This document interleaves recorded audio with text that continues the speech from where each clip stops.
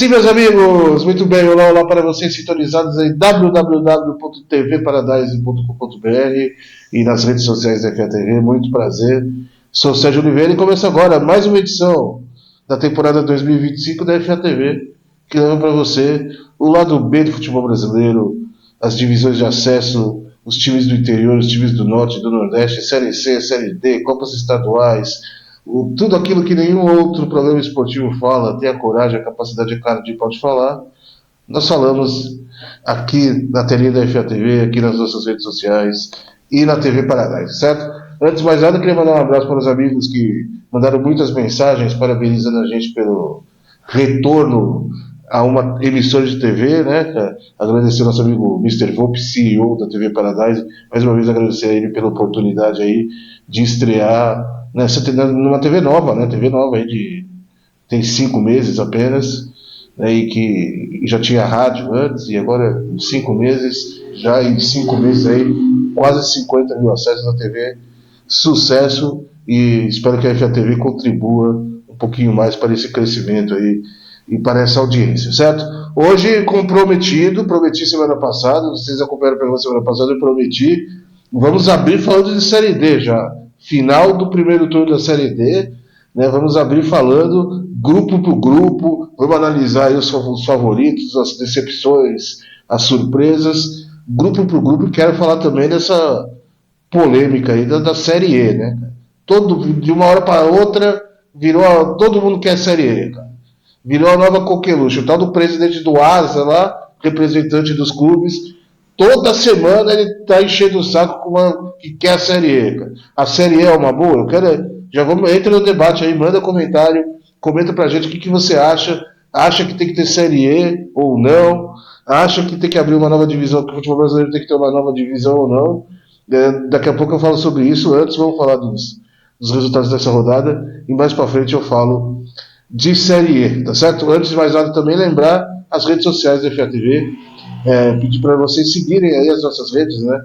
O Twitter é a nossa principal rede, @FATV, mas segue lá também o Facebook da FATV, FATV Futebol Alternativo, o Instagram da FATV, Futebol Alternativo TV Oficial, inclusive vamos dar uma bombada lá no Instagram, avise os amigos aí do novo Instagram da FATV, que a gente perdeu o Instagram aí, foi invadido e foi hackeado, tivemos que fazer um Instagram novo, então a gente está recomeçando aí o Instagram da FATV, tá certo? Por isso está com poucos seguidores ainda, mas a gente vai recuperar. Um agradecimento aí a quem hackeou, né? Que beleza, a gente sabe quem foi, você acha que eu não sei?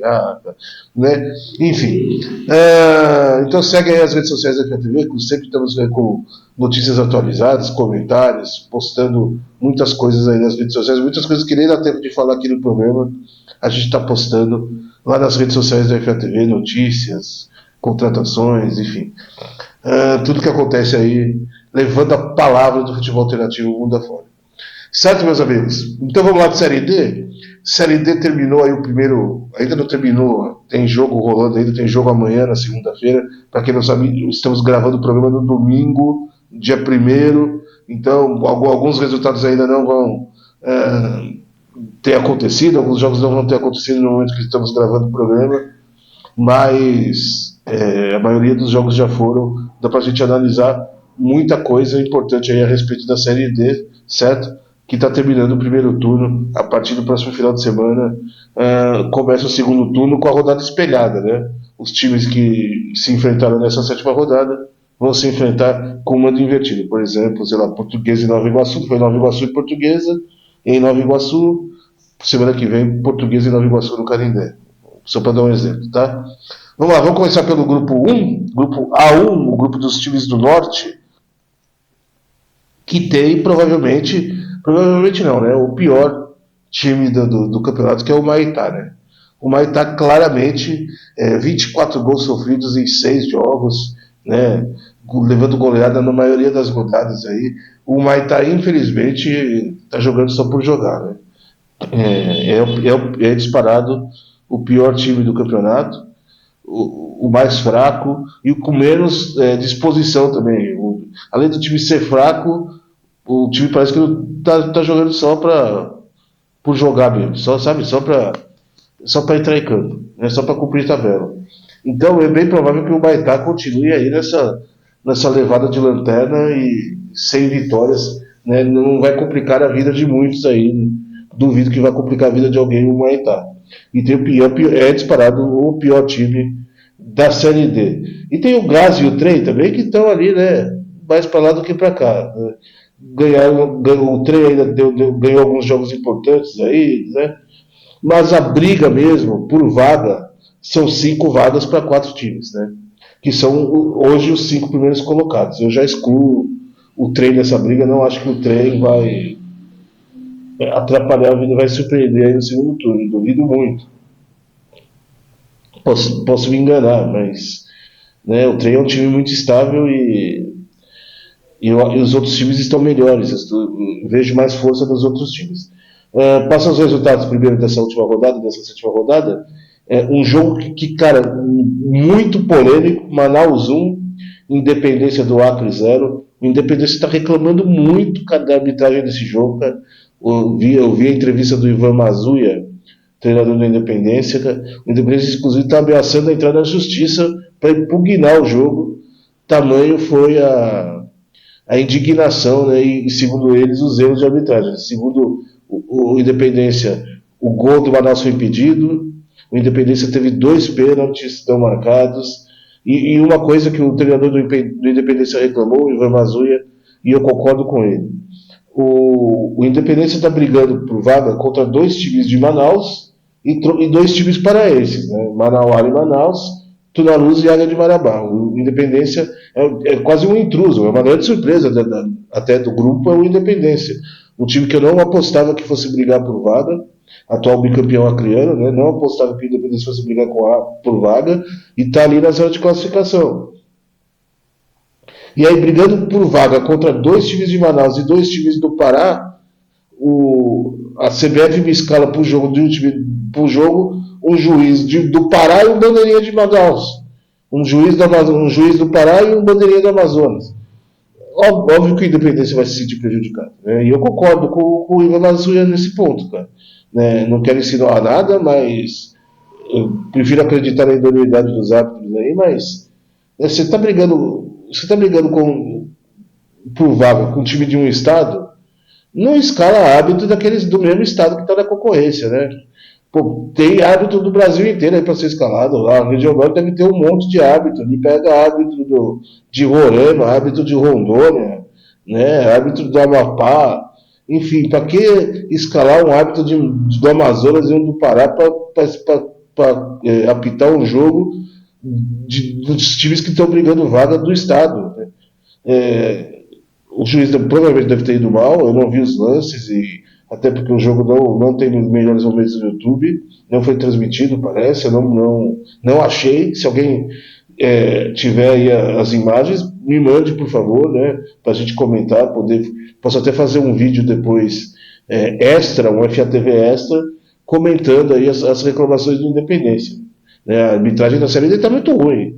Olha o que aconteceu com a Portuguesa. A gente vai pôr o lance do gol da Portuguesa anulado mais para frente, que é o ABCD da arbitragem. É a primeira aula da arbitragem que bola recuada pelo zagueiro não anula o impedimento. Eu acho que o juiz aprende isso na primeira aula. E a Portuguesa teve um gol anulado assim. Né? Não duvido que a arbitragem desse jogo Manaus Independência tenha ido mal. Não duvido. A ponto do Independência querer entrar na justiça. Muita polêmica.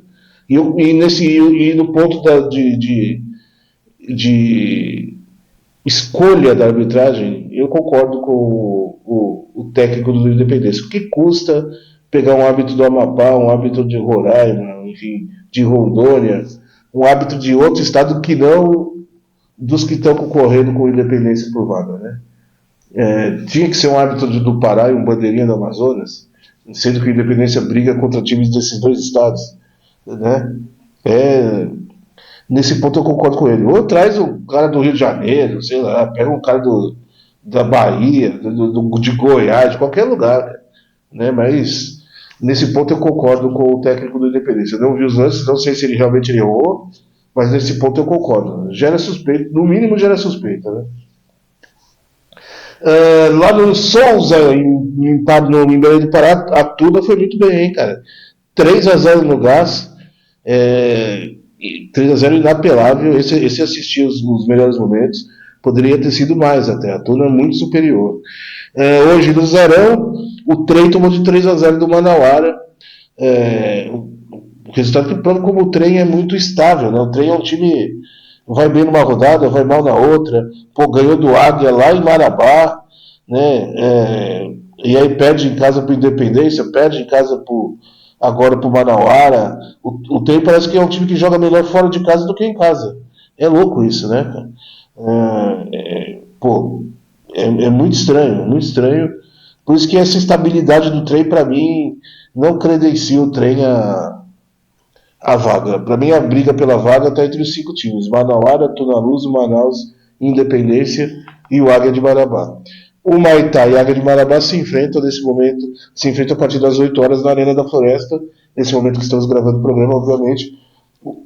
O jogo ainda não começou, né?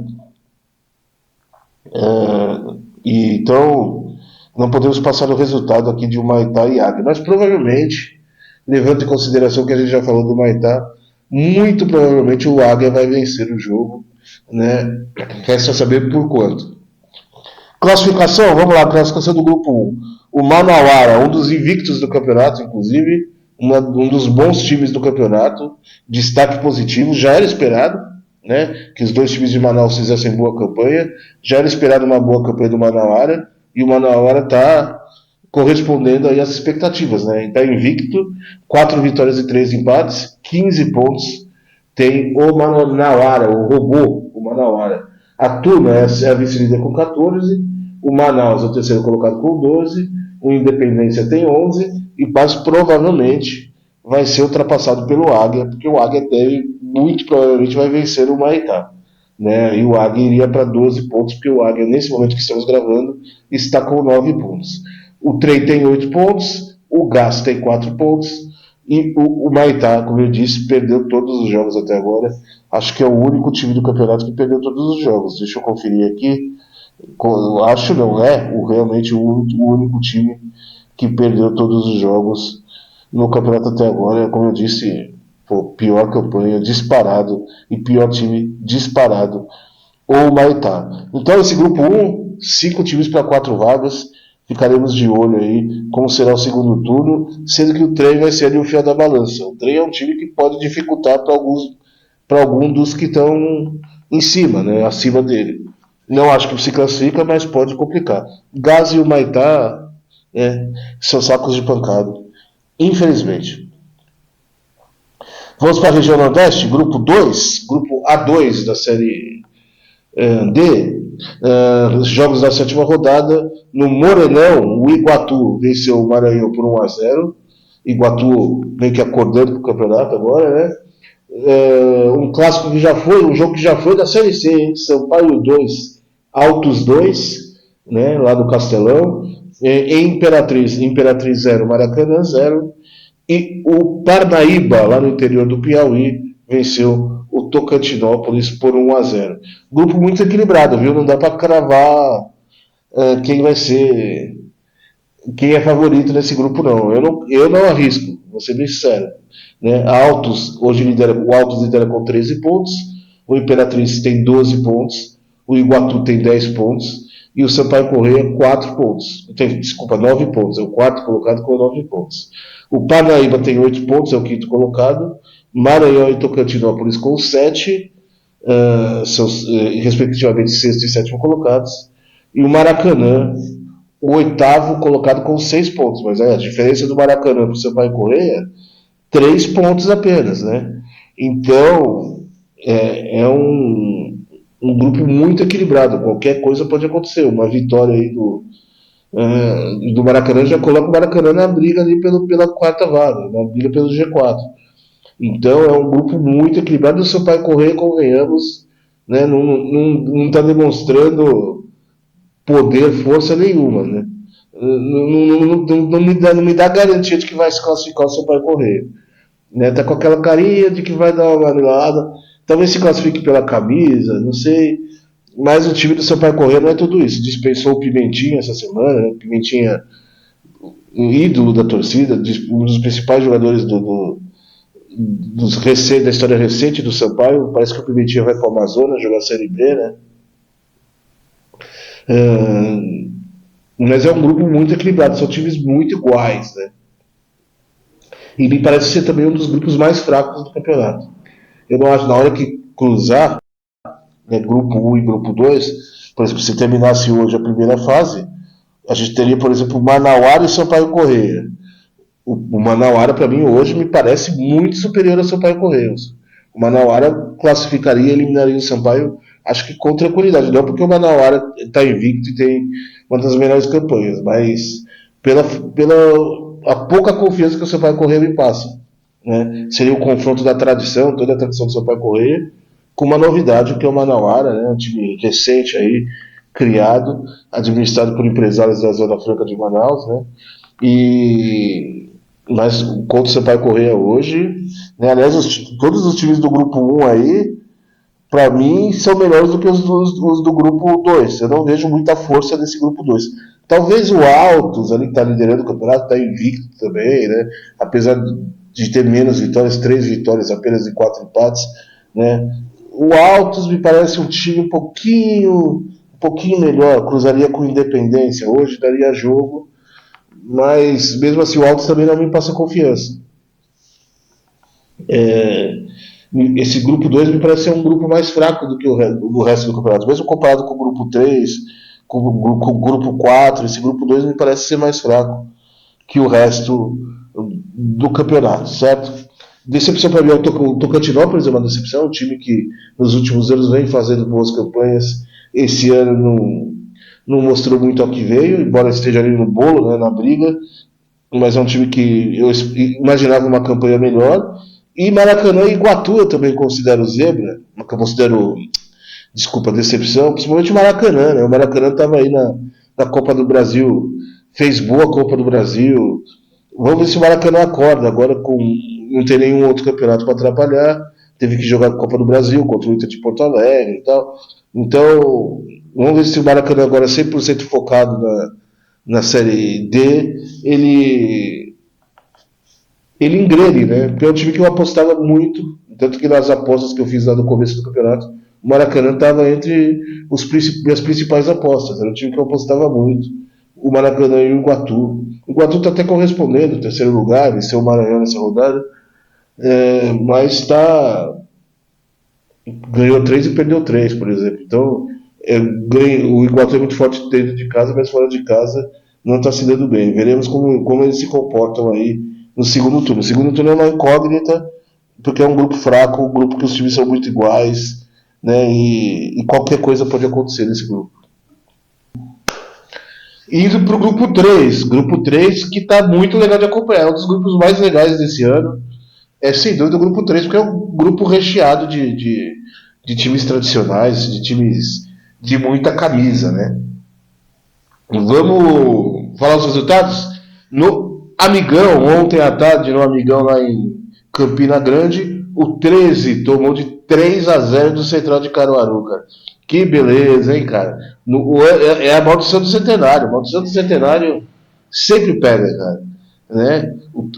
Tomar de 3-0 em Campina Grande é um baque grande pro 13, que estava até bem no campeonato, né? 9 pontos.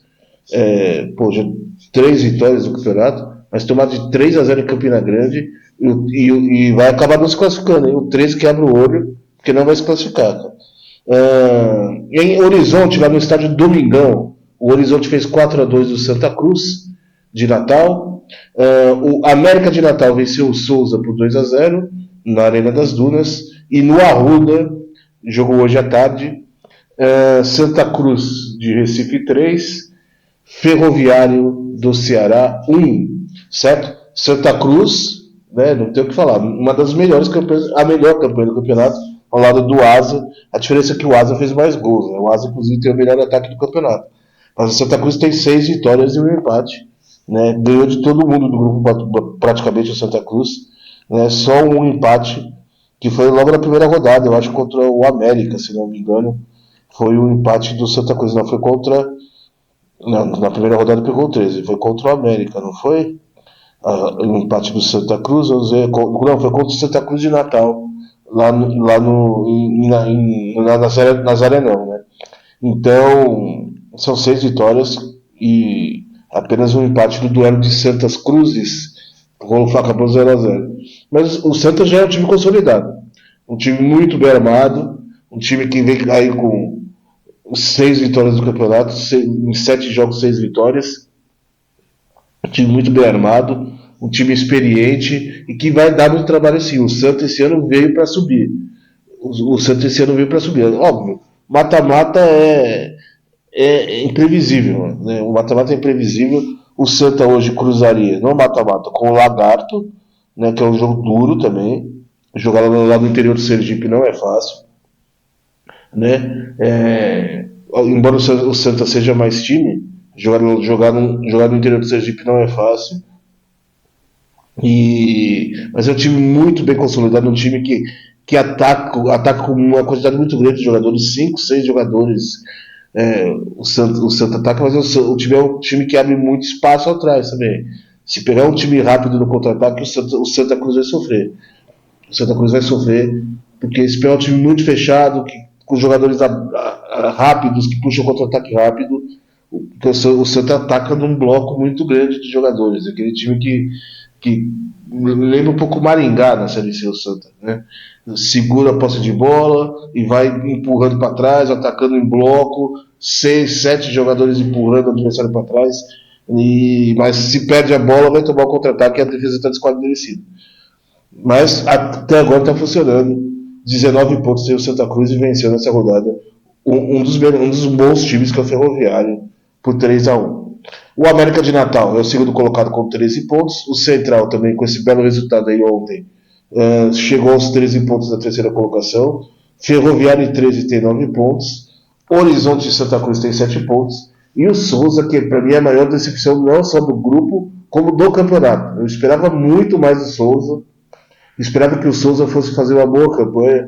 Inclusive eu pus o Souza como um dos postulantes à briga pelo acesso. O Souza para mim é uma grande decepção. O futebol da Paraíba, como um todo esse ano, é uma grande decepção. O 13, com esse placar aí, né, inesperado, um 3-0 dentro de casa contra o Central, né, vem de 2 derrotas seguidas. O 13 tem que abrir o olho. Perdeu para o Santa Cruz de Natal na última rodada, perdeu para o Central agora.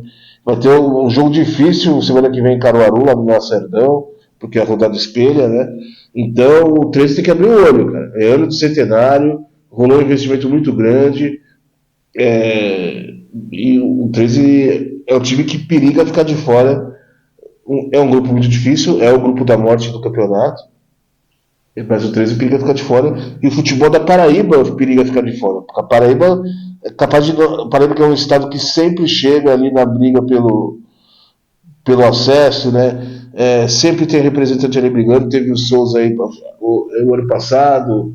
Sempre tem time brigando. O Campinense já subiu, o Botafogo já subiu. Enfim, sempre tem time. O futebol da Paraíba sempre vai bem na Série C, na Série D. Esse ano periga a nem passar de fase, né? Mas estão comemorando que a presidente que a presidente da federação agora é vice-presidente da CBF, né? Parece que eles se contentam com isso, né? Os clubes ali parabenizando a presidente da federação por ter virado vice-presidente do Sabir Chaud, que agora o futebol da Paraíba vai crescer porque vai ter representatividade na CBF. Dentro de campo não está adiantando nada. Será que o torcedor paraibano se contenta só com ter a vice-presidente a presidente da federação como vice-presidente da CBF? Eu acho muito pouco. O que importa para o torcedor é dentro de campo, independente de da onde está a presidente da federação da CBF. Né? Mas parece que para os clubes está ok. Eu acho errado isso. 13 e Souza que abram o olho, vão ficar de fora. Porque tem times muito bons nesse grupo. O próprio Santa Cruz de Natal é um time que me surpreendeu muito. É um time muito bom, competitivo, um time que eu achei que seria saco de pancada e que está aí brigando por vaga, está 2 pontos só da zona de classificação e está ali no bolo, brigando com o Ferroviário, com o Horizonte, com o próprio 13. Né? O América de Natal é um time também, a camisa pesa, né, vai dar trabalho no mata-mata. Esse grupo tem bons times. Na hora de cruzar grupo 3 e grupo 4, acho que o grupo 3 vai levar vantagem aí sobre as equipes do grupo 4, embora o grupo 4 tenha o time da melhor campanha do campeonato, que é o Asa. Né? Falando em grupo 4, todo o destaque do mundo para o Asa de Arapiraca, né, cara? Melhor ataque, uma das melhores defesas, 18 gols feitos em 6 jogos, em 7 jogos, 3 gols sofridos apenas, 6 vitórias e um empate, a mesma campanha do Santa Cruz. Vamos ver contra quem foi o empate do Asa? Deixa eu ver aqui. Nessa rodada, o Asa, lá no interior do Tocantins, fez 4-0 no União Araguainense, né, no União, e é um resultadaço. Né? O Asa é o time que mais goleou no campeonato. O Asa realmente está muito preparado. O Marcelo Toscano jogando bem, vice-artilheiro do campeonato. Enfim, só elogios ao Asa, um dos melhores times do campeonato. Foi 0-0 com o Lagarto, o empate do Asa, lá no interior do Sergipe. Prova como é difícil jogar no interior do Sergipe. Se o Santa Cruz cruzar com o Lagarto hoje, vai dar trabalho. O Lagarto vai ter problema com o Lagarto. O Asa vem de 2 goleadas: 4-0 contra o Barcelona na última rodada, 4-0 contra o União, mas tropeçou no Lagarto há 2 rodadas atrás. Né? Mas não tem muito o que falar do Asa. O Asa está voando e não me parece ser um grupo fraco. Não me parece. Não é, o Asa não está sobrando porque o grupo é fraco. O Asa está sobrando, é um time forte e o grupo não é fraco.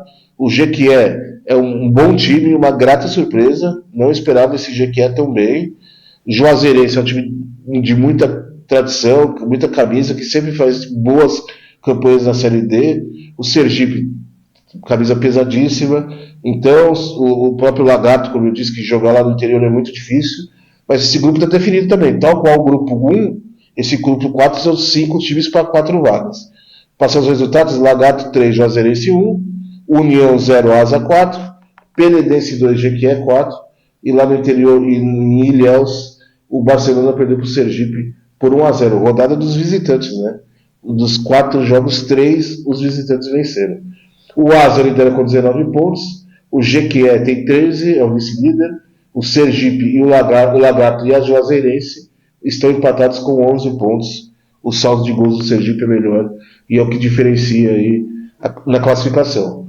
Esses 5 são os que brigam por vaga. O Asa já quase classificado, praticamente classificado. Né? Jequié, Sergipe, Lagarto e Juazeirense. São uma hecatombe, são uma catástrofe. Só se o Asa perdeu 7 jogos agora, o Asa está fora. Não duvido que vai acontecer. Então, já dá para considerar o Asa classificado, como dá para considerar o Santa Cruz praticamente classificado. Mas são 5 times para 4 vagas: Asa, Jequié, Sergipe, Lagarto e Juazeirense. União do Tocantins, Barcelona de Ilhéus e Penedense. Penedense também é um dos candidatos aí a pior time do campeonato. Já dá para considerar eliminados, até pela diferença de pontos. Né? São 6 pontos do União para o Juazeirense. Né? Acho que esse grupo já está consolidado. Veremos quem vai ser o quarto classificado. Né? A briga está. Os 3 estão empatados ali: Sergipe, Lagarto e Juazeirense, com 11 pontos. É um grupo interessante de se acompanhar e de ver também esse Asa. Vale a pena ver esse Asa jogar. É um time que, cara, o que mais me impressionou é que é um time que clareou e chuta no gol. Isso foi o que mais me impressionou no Asa. Sabe, um time que chuta muito, muito de fora da área, um time com um volume de jogo muito grande e chuta, a bola sobra, clareou, a defesa vacilou um pouquinho, eles estão arriscando no gol. Isso me chamou muita atenção no time do Asa. Certo? E os confrontos, se a segunda fase terminasse hoje, né, seriam Santa Cruz e Lagarto, América de Natal e Sergipe, que seria um jogaço, cara. Seria um belo jogo. Central e Jequié, e o Asa receberia o Ferroviário. Jogo duro pro Asa, né? O Ferroviário é um time muito experiente, né? Seria um bom teste aí pra gente ver se o Asa realmente Eu acho que o Asa é realmente tudo isso. Eu realmente acho que o Asa é forte. Mas seria um bom teste para a gente ver o real poderio do Asa de Arapiraca. Certo? Grupo 5, vamos lá para agora a região centro-oeste. Em Aparecida de Goiânia, a Aparecidense fez 4-1 na Luverdense. O Porto Velho perdeu em casa para o Ceilândia 2-0. O Ceilândia acordou, hein? Olho no Ceilândia.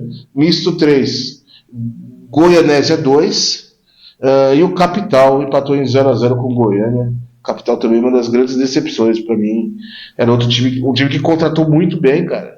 Um time que contratou bons jogadores, que conhecem Série D, mas parece que o time não encaixou. Tá ali tá brigando, tá na quinta colocação do grupo, né? Tá na briga, mas na minha concepção seria um dos bons times do campeonato que brigaria pela melhor campanha, inclusive.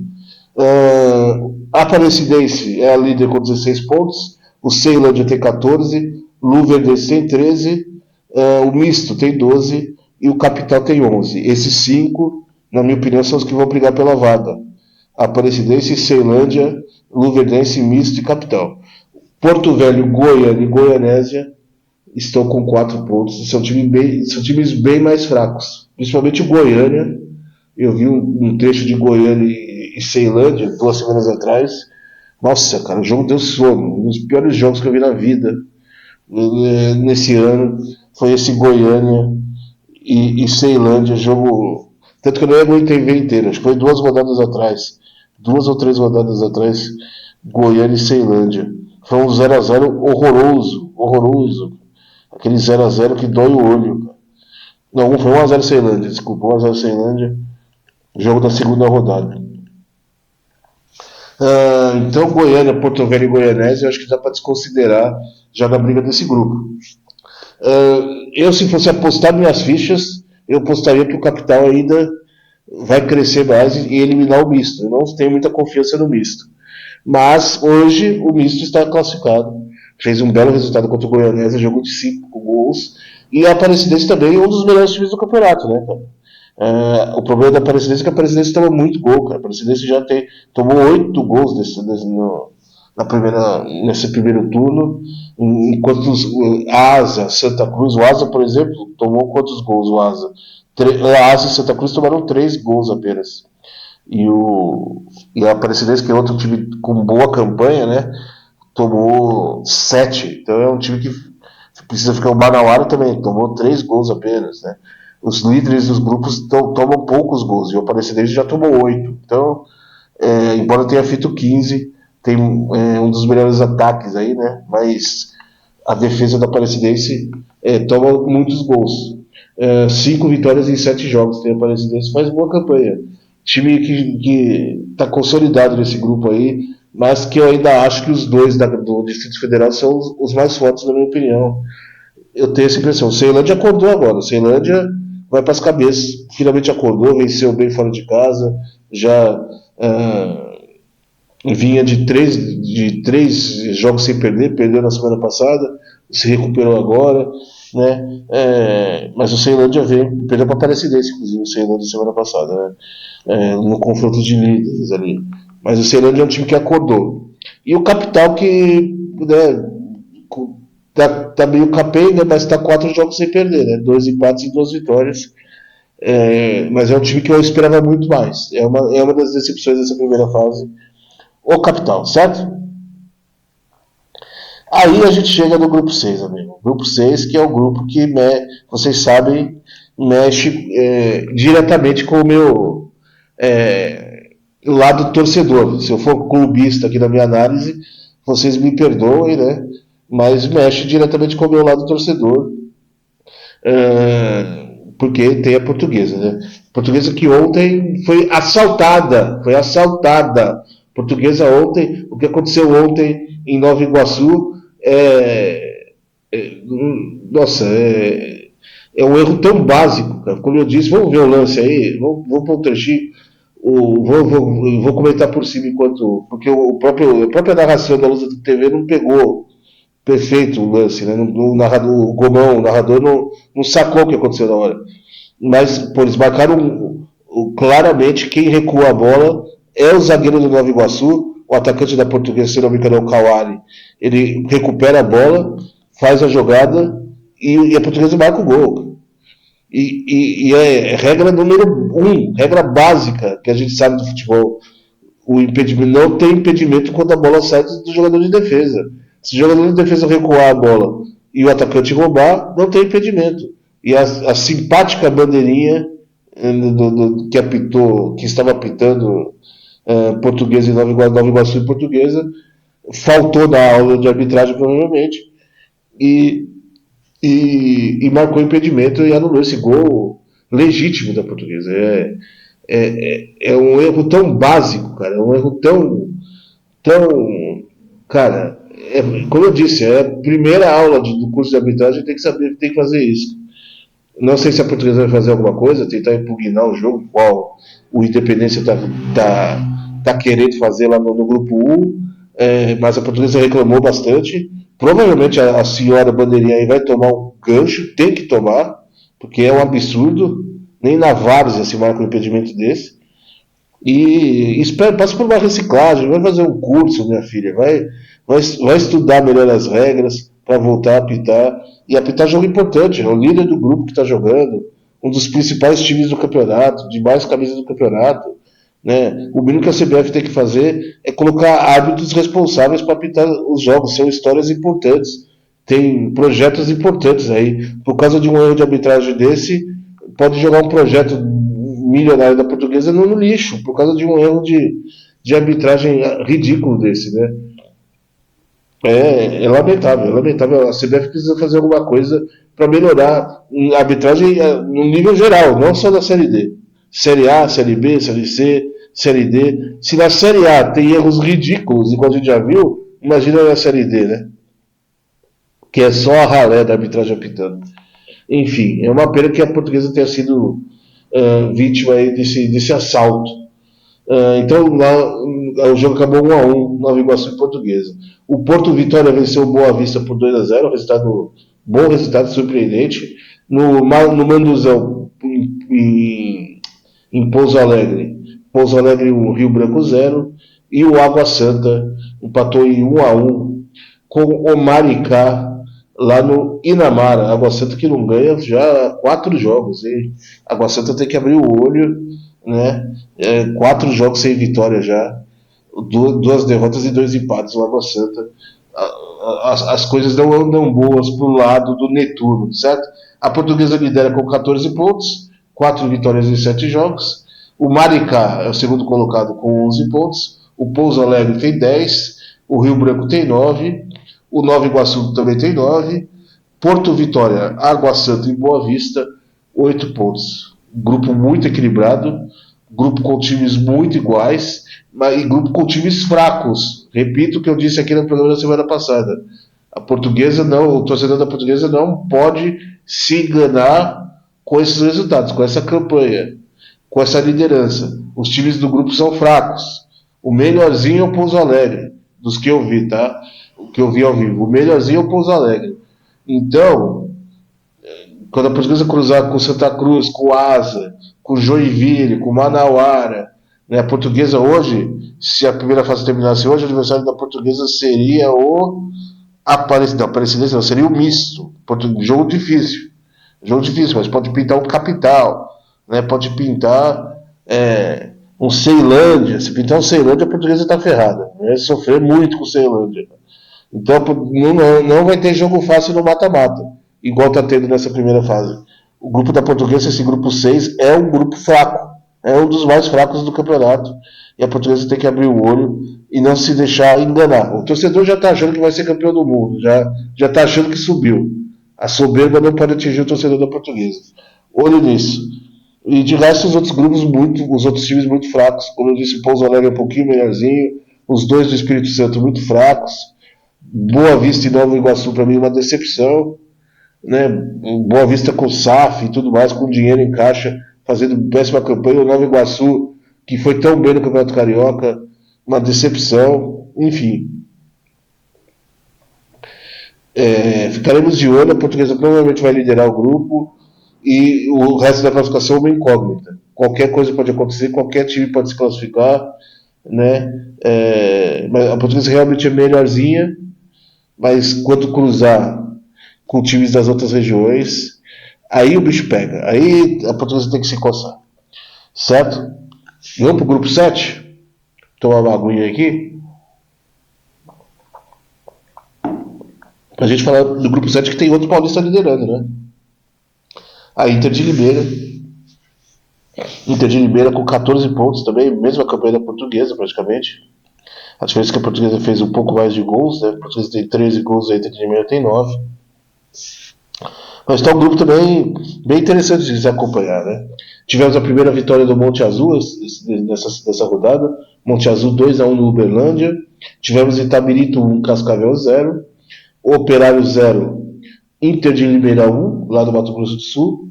E o Cianorte perdeu em casa para o Goiatuba por 3-2. Esse grupo talvez tenha os times que mais me decepcionam, viu? Que são o Cianorte e Cascavel. Embora estejam na zona de classificação, eu esperava muito mais deles, cara. De ambos, tanto o Cianorte quanto o Cascavel. E a Inter de Limeira, que eu não esperava nada, você vê, né? Que louco, cara.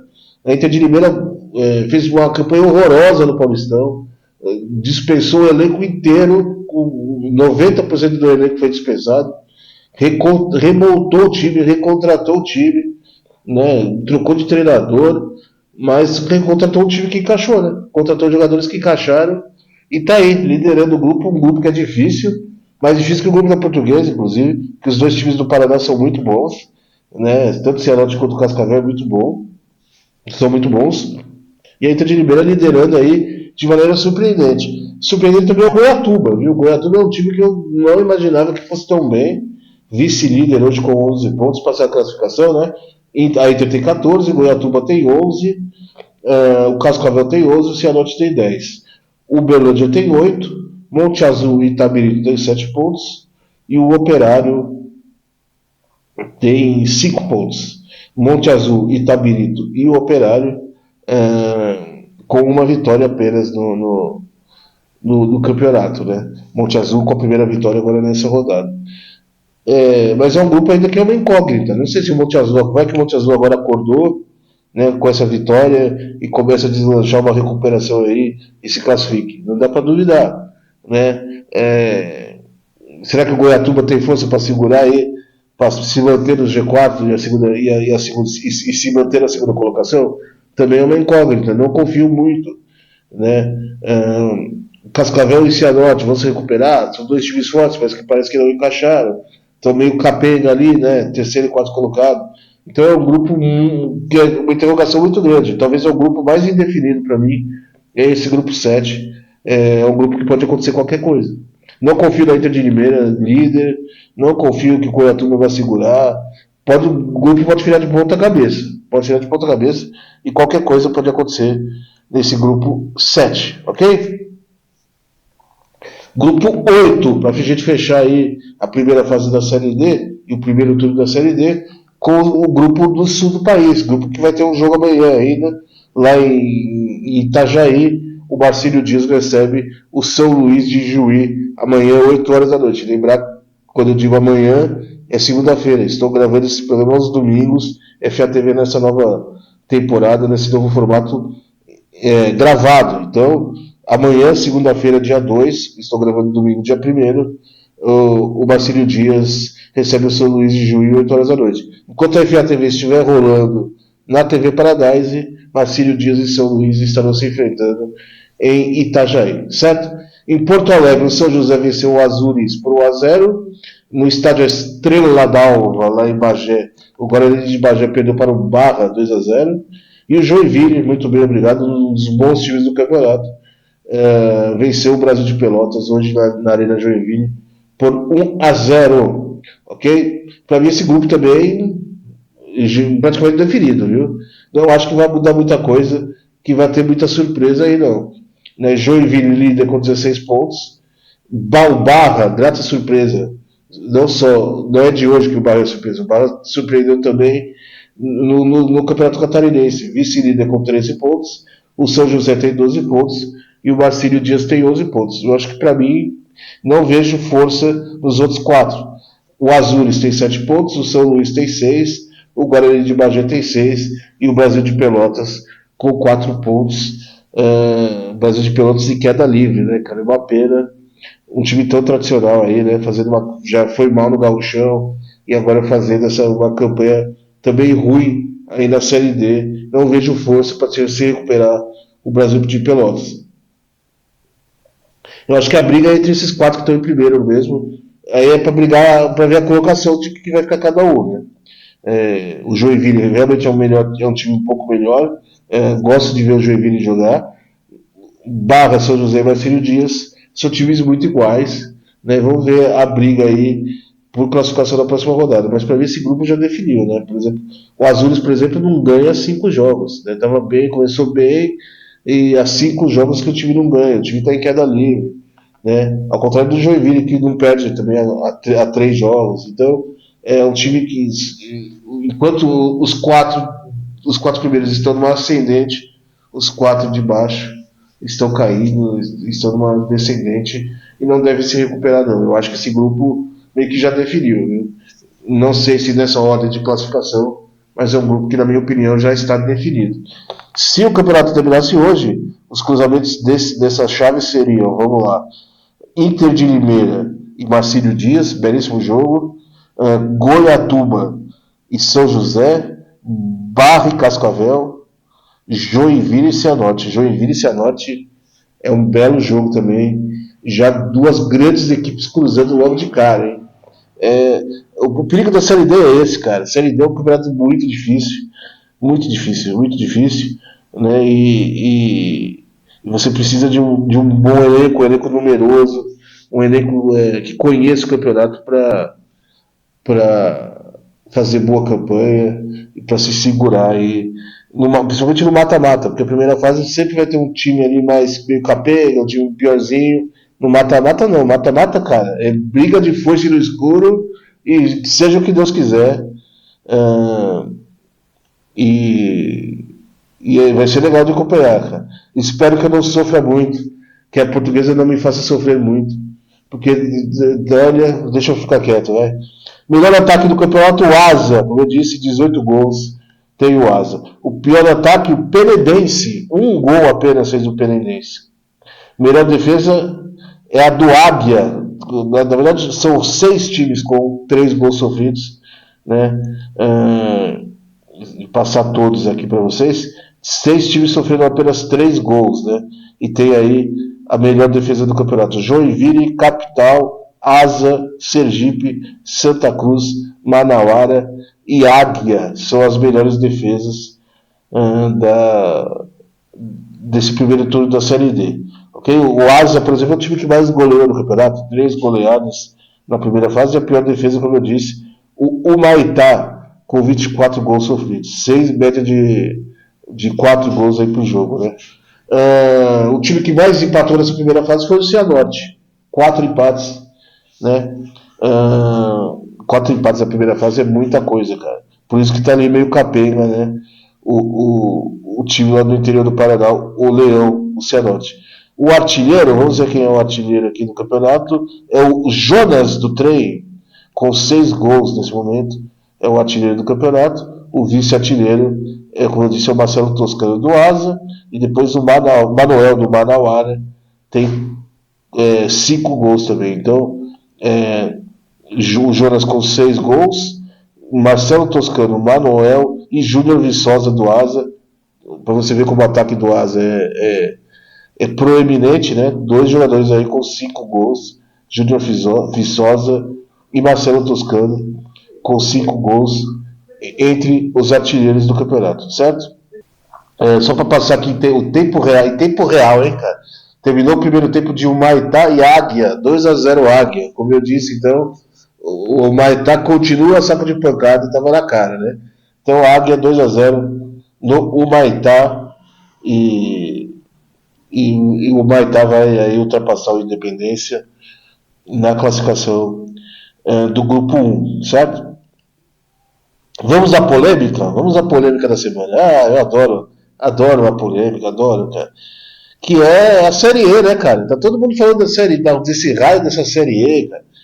Virou a pauta semanal aí das redes sociais, pauta geral das redes sociais da mídia alternativa, última divisão falando, Série Z falando, né, todo mundo falando, e porque o presidente do Asa, né, tá mexendo os pauzinhos aí. Para quem não sabe, o presidente do Asa é o representante ali dos clubes da Série D da CBF, né, não sei se chama uma associação, não sei como que é o formato, mas ele é o representante dos clubes, é o presidente do Asa. E ele quer porque quer criar a Série E, cara. Ele quer porque quer. Inclusive, o projeto dele é reduzir a Série D para 20 times, cara. Que, meu Deus, que absurdo, cara. Nossa, tô tudo errado. E aí eu vou deixar bem claro aqui, cara. Tá? Eu conto com a opinião de vocês. Eu quero ouvir os comentários de vocês. No Twitter a gente já tive uma amostra aí. Amigos a favor da Série E, muitos contra. Mas a FATV, hoje, esse programa que está aí há 19 anos falando de divisão de acesso do país, que conhece a realidade da divisão de acesso do futebol brasileiro, que conhece a situação financeira desses times. Este programa e este apresentador, nesse momento, é totalmente contra a criação da Série E. Não tem que ter Série E. Não tem que criar Série E.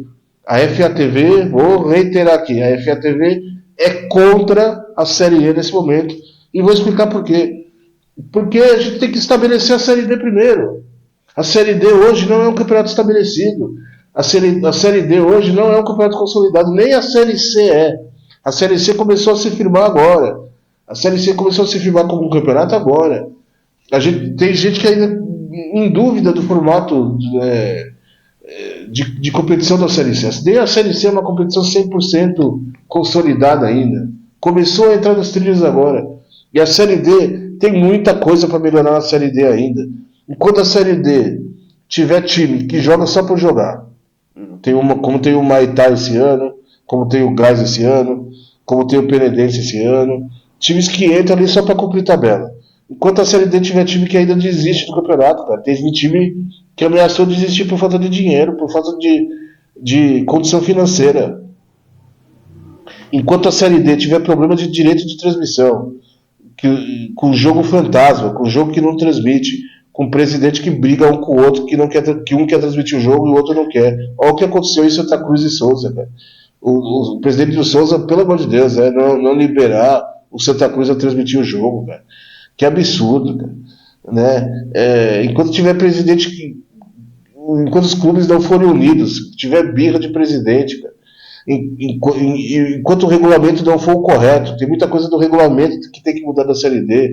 Os times que chegam nas oitavas de final, no jogo decisivo, tem que ter vaga na Série D do ano seguinte, tem que receber uma premiação. É um absurdo o time chegar e ficar um jogo do acesso para a Série C e no ano seguinte não ter campeonato para jogar. É um absurdo. O time que faz uma campanha tem que ser valorizado de alguma forma. Tem que ter vaga garantida no próximo ano. Por mim, não criaria a Série E. Não tem que criar a Série E. Série E é papo para daqui 10 anos, na minha opinião. Vamos consolidar, vamos firmar a Série D primeiro. Vamos consolidar a Série D como campeonato. Vamos dar condição financeira dos times jogarem a Série D. A CBF tem que bancar as viagens, a CBF tem que bancar a arbitragem, a CBF tem que diminuir os valores das taxas, que os times pagam muita taxa hoje para jogar. A CBF tem que ajudar esses times. Quem conhece de verdade a realidade dos clubes alternativos é contra a criação da Série E. Porque a Série E só vai aumentar o degrau, só vai aumentar os times vão ficar cada vez mais longe da elite. Ok? Você vai ter que subir 4 degraus para chegar na primeira divisão. Um time que tem, hoje a gente tem times com projetos interessantes aí, né? A gente tem o Santa Cruz, que tem uma SAF importante, a Portuguesa é uma SAF importante, tem o Rio Branco, Capa Preta, o Manauara é um projeto muito sério, os times do Amazonas, o Manaus também é um projeto muito sério, o América de Natal agora é uma SAF também organizada. A gente tem projetos sérios de times que querem subir sim, cara, que querem chegar numa primeira divisão. Não é time que quer ficar ali só no meio do Brasileirão ali, jogar por jogar. Tô na Série C, tá bom, tô na Série B, tá bom, tá de bom também, não. São times com projetos sérios, que tem que tem planejamento de chegar à Série A em alguns anos, no caso da Portuguesa de Santa Cruz, de voltar à Série A, de voltar a ser o time que era tradicional. Tem o Paraná Clube, que nem na Série D está. A gente tem projetos sérios hoje no país. Ainda bem. E aí você criando a Série E, você vai colocar esses times mais longe ainda da Série A. Você vai desmotivar mais ainda a surgirem novos projetos sérios, novos times com intenção de trabalhar sério, novos empresários com intenção de realmente vencer e de consolidar o time e de subir de divisão. Né? Eu acho que não é um momento para criar um degrau a mais, não é um momento para criar mais dificuldade para os times, um campeonato maior, com mais viagens, com mais gasto, mais taxa. Não é o momento. A CBF tem que consolidar a Série C e a Série D primeiro. A gente tem 2 campeonatos consolidados hoje no país, a Série A e a Série B. Ponto. E a Série B demorou, hein, para consolidar. A Série B foi se consolidar quando os grandes caíram. Quando o Palmeiras caiu no primeiro ano, Palmeiras e Botafogo caíram. Foi a partir daí que a Série B começou a virar um campeonato sério. A Série C tem que se consolidar primeiro também. Né? Acabar com essa segunda fase, que eu acho... não concordo com a segunda fase da Série C, com 2 grupos divididos. Enfim, para mim a Série C seria pontos corridos também, com a CBF ajudando a bancar os times. Né? Tem time com baixa condição financeira jogando a Série C aí. Tem time que o Itabaiana, por exemplo, viajar para o Brasil inteiro é complicado para o Itabaiana. Eu acho que o caminho para a Série C é virar pontos corridos logo. A Série C precisa. Ou a segunda fase ser octogonal. Não ter 2 grupos. Mas a gente sabe que os times não gostam de gastos, os times não querem jogar, os times não têm a mesma visão que eu tenho. Os times os dirigentes hoje acham que entrar em campo é gasto. Jogar é gastar dinheiro. E eu não acho. Eu acho que o time, para ganhar dinheiro, tem que jogar. Time que não joga não ganha dinheiro. É fato isso. O time que não entra em campo não aparece, não ganha torcedor, não ganha dinheiro, não vende camisa, não faz bilheteria, não movimenta a economia da cidade. O time precisa estar em campo, o time precisa jogar. Os times alternativos têm que jogar mais e os times grandes não alternativos têm que jogar menos. Isso é fato. Mas os dirigentes não vêm assim. Os dirigentes vêm de uma forma que tem que diminuir, ter menos jogos, por isso que divide a segunda fase em 2. E eu entendo, é um caminho, é aos poucos, é de grão em grão. No futuro, a gente tem que ter a Série C em pontos corridos. Acho isso primordial para consolidar a Série C e até para não criar um desnível, um desequilíbrio para os times que sobem. Os times que sobem da C para B sentem a diferença, sentem o degrau, porque é um outro tipo de regulamento, é um outro tipo de campeonato. Né? E assim como quem sobe da D para C também sente esse degrau. Agora, quanto a D vai demorar para consolidar. A D tem que, como eu disse, tem muita coisa para melhorar. E a gente só pode pensar em Série E, a gente só pode pensar em diminuir o número de times da D. O presidente do Asa sugeriu 20 times da Série D. O presidente do Asa é um maluco, cara. Me desculpa, eu estou sendo sincero aqui, cara. É um lunático. Ele está prejudicando o próprio time dele. O próprio time dele. Se a gente reduzir a Série D hoje a 20 times, o Asa não entra na Série D, amigo. Com todo respeito ao Asa. O Asa não entra na Série D hoje se a gente reduzir a Série D a 20 times. Não entra. Entendeu? É surreal o presidente do Asa pensar nisso. Sugerir isso. E a gente tem que ter Série E no futuro, daqui uns 10 anos, uma série E aberta, uma Série E sem classificação. O time que quiser jogar Série E, liga lá no escritório da CBF, ou seu CBF, quero jogar Série E. E times que se interessarem a jogar. Porque senão a gente vai ter os mesmos problemas. Times que desistem, times que sem dinheiro, times jogando por jogar. Né? A Série E é para times que querem jogar. O América de Minas, com certeza quer jogar. O América de Minas, não. O América do Rio, com certeza quer jogar uma competição nacional. O Bangu, com certeza quer jogar uma competição nacional. A gente tem vários times tradicionais que querem. O Paraná quer jogar uma competição nacional. Né? A gente tem times de muita história. O 15 de Piracicaba, Santo André, né? Tem tanto time grande aí, cara, que tá fora da Série D e que com certeza jogaria uma Série E se ela fosse aberta, é, aberta para quem quiser jogar, né? Sem critério de classificação. Mas antes a gente tem que consolidar a Série D. Não adianta pensar em criar mais um degrau se o degrau de cima está uma bagunça, né? Vamos consolidar a Série D primeiro. E eu repito, a FATV nesse momento é totalmente contra a criação da Série E. Quero a opinião dos amigos, né, aí de casa, quero ver o que vocês acham, o que vocês falam e a respeito desse assunto. Quero comentários, comentem lá no post do Twitter, tem post no Instagram também. E vou até cortar esse trechinho aqui para a gente debater também em vídeo. Acho que é importante a gente ter esse debate por aqui. Certo, meus amigos? Eu ia falar de Série C, mas Série C não vai dar tempo. O tempo já está estourando e agora temos apenas 1 hora de programa aqui por conta da grade de programação da TV Paradise, né?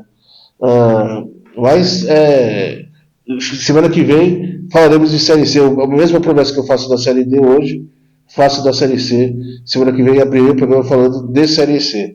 Lembrar que começou também a segunda hora de Santa Catarina, tá? Começou nesse final de semana, a gente já teve o clássico de Blumenau esse final de semana, né? Metropolitano e Beck. Metropolitano e Beck. Estádio louco. Queria dar os parabéns para a torcida do Metropolitano, cara. Que festa linda fez a torcida do Metropolitano. O time ameaçado de nem entrar em campo, recebeu punição da justiça, e aí não sabia se jogava, se não ia jogar, decidiu jogar. A justiça liberou o time faltando poucas horas para entrar em campo, um dia antes, cara. Enfim, mas a torcida fez uma festa linda, lotou o estádio. Vocês estão vendo imagens aí da torcida do Metropolitano. Queria destacar aí o bom desempenho aí da torcida do Metropolitano nessa primeira rodada. O Blumenau venceu por 1-0, né? O jogo foi um golaço, inclusive. Vou até pôr o gol aí para fechar o programa. O gol do Beck, 1-0 sobre o Metropolitano. E a segunda rodada, né, tivemos na primeira rodada tivemos Blumenau 1, Metropolitano 0, Juventus e Porto, Carlos, Renault e Fluminense de Joinville, Nação e Camboriú, e o Tubarão folga na primeira rodada. A gente fecha os gols, o programa de hoje com os gols de Blumenau e Metropolitano. Semana que vem falo melhor daí da segunda rodada do Catarinense também. Já vai estar para a segunda rodada, todos os times já vão ter entrado em campo e dá para falar um pouquinho melhor do campeonato. Tá certo, meus amigos? Hoje realmente eu queria fazer um especial da Série D, de final de primeiro turno da Série D. Até chamei os amigos aí para participar, para comentar junto, não deu tempo por conta do horário da gravação, mas fica aí a minha opinião, espero que vocês gostem do programa e aceite sugestões, mandem. Muita gente veio celebrar o retorno da FATV para uma emissora de TV, me mandou mensagem comemorando, dando os parabéns para a TV Paradise por ter acolhido a FATV nesse período de assinado o contrato com a FATV, né, para o retorno televisivo da FATV, é uma emissora de TV depois que a gente saiu da UTV, e muita gente veio parabenizar, me dá parabenizar a TV Paradise, mas não comentou se o programa tá legal, se o programa tá ruim, se o programa é tosco, se o apresentador é um gordo bobo, se não gosta de mim, se gosta de mim. Quero opinião, cara. O programa tá bom, o programa tá ruim. Fala aí pra gente. Mande mensagens e comente. Esse feedback é muito importante e as redes sociais estão abertas para esse debate. @FATV no Twitter, @FATV Futebol Alternativo no Facebook e Futebol Alternativo TV oficial no Instagram. Lembrando que o Instagram, eu peço para os amigos seguirem o Instagram, porque a gente precisa recuperar o nosso número de seguidores lá depois que a gente sofreu o ataque de hacker, tá bom? É isso, uma rodada de suco pra galera. O pessoal da TV Paradise agora vai ficar com ela, a simpática Mara Cedro, no Quality com Mara Cedro. Ela é um amor de pessoa, né? Que beleza. E semana que vem estaremos de volta com mais FATV aqui da TV Paradise e nas redes sociais da FATV, com mais abrindo o programa falando do Série C. Já estou antecipando aqui, certo, meus amigos? Abraço, a gente vai se falando aí nas redes sociais durante a semana. Até, tchau, tchau. Devolveu a posse de bola. Passe no meio com o Paul, vem trazendo o back, vai carregando, foge da marcação, pra batida pro gol! Gol!